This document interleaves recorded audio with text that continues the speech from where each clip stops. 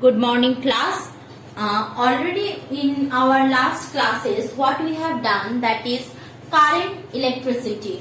Current electricity, which part we have done? We have basically done Ohm's law, household circuit, Coulomb's law and the applications of series and parallel connections, and also internal resistance and terminal voltage. Now we are on the way to the finishing of the chapter, means we are on the just last part of the chapter, which is called electromagnetism.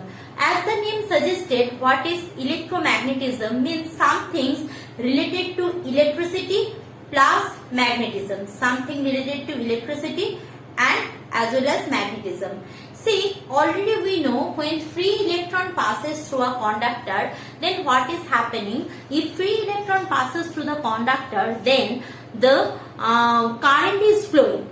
Here we will study that, we will observe that when current passes through a conductor, then obviously surrounds that conductor magnetic field generates. Means if free electron passes through a conductor, then surrounds that free electrons per carrier, there is a generation of magnetic field, and together this effect is called electromagnetism. Together this effect is called electromagnetism. Now when we will study this portion of the chapter, that is electromagnetism, we will definitely come across one instrument, that is called compass. Compass means magnetic compass. Why we need compass?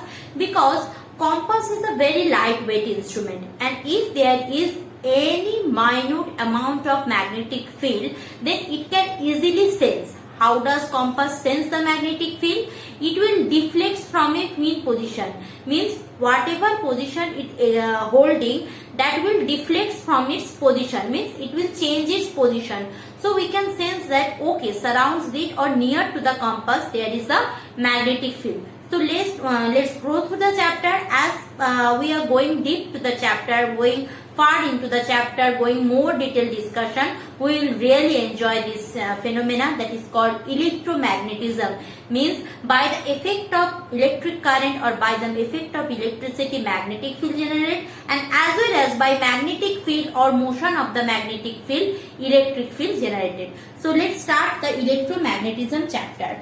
Now this electromagnetism effect first observed by scientist Oersted. Who observed? Scientist Oersted. So he has an experiment, no need to study, just understood that, because that will give you a brief idea what you are going to study. Okay, that's why I will discuss. In a simplest way I will discuss. So what they are doing, they are taking one battery. So this is the positive terminal of the battery and this is the negative terminal. Now obviously if it is a battery, then obviously when we connect it through a resistance, suppose here I am connecting a resistance. Now this is my complete circuit. Clear? This is the circuit, whole circuit. Now current passes through the conductor. Clear? Now what we are doing, wait, here I put a switch. Means right now it's in an open circuit condition. If I put a switch here, switch is not closed yet, so the switch is right now in open circuit condition. So if I close the switch, then the current will start to flow. Now when there is no connection, here I put a compass. Compass by different ink I am showing, that will be easy to understood. So here I am putting in a circular box, I am having a compass like this. This is a compass. Clear? Now suppose this side of the compass north pole, this side south pole. Now when there is no current flow, this is pointing towards north, this is pointing towards south. So this side of the compass parallel to pointing towards north and this one parallel towards south. Side by side, let's draw the direction axis, so it will easy to understood. This is north pole, this one is south pole. So this will be what? East and west side by side. So this will be west and this will be east. Done.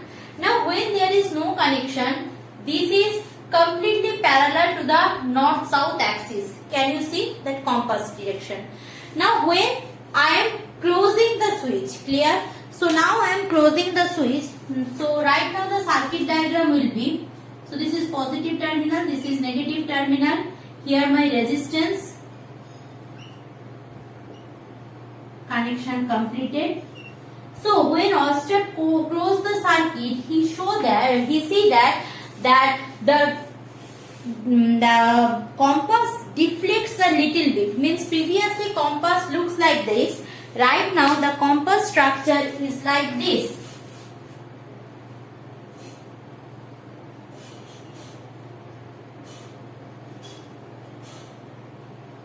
See, previously it is just parallel to the north-south axis. Right now it makes angle with the north-south axis. This is my compass. Clear? A little bit inclination done. When switch on the circuit means what? Obviously here inside the circuit there is a magnetic field. That magnetic field affects this compass. That's why it is moving. Clear?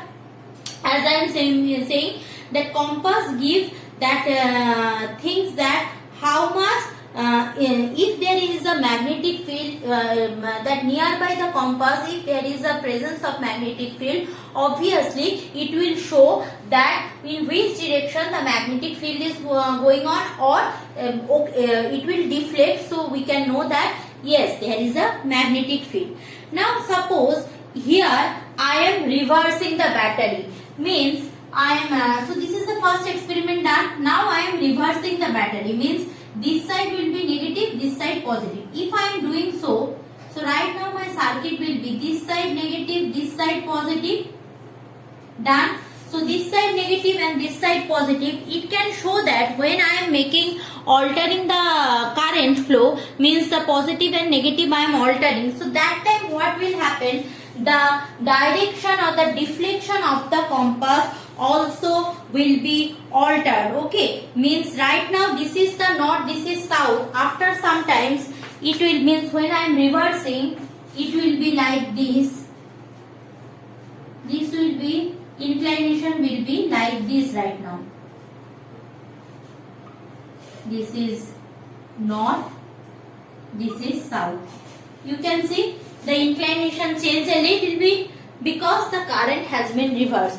So from that experiment, Oersted observed those things and draw that analysis or analogy that yes, it is happening. So we can see that if a current or a moving charge obviously produce a magnetic field. So from Oersted experiment we got the idea that when current flow through the circuit, then obviously there is a current flow through the circuit, then obviously there is a magnetic field will be generated. So this is the things which we got from Oersted experiment. So from Oersted experiment, first human came to know that idea, got that idea, okay, if current is flowing, then that time the magnetic field around the surrounds that current carrying conductor will obviously there is a magnetic field.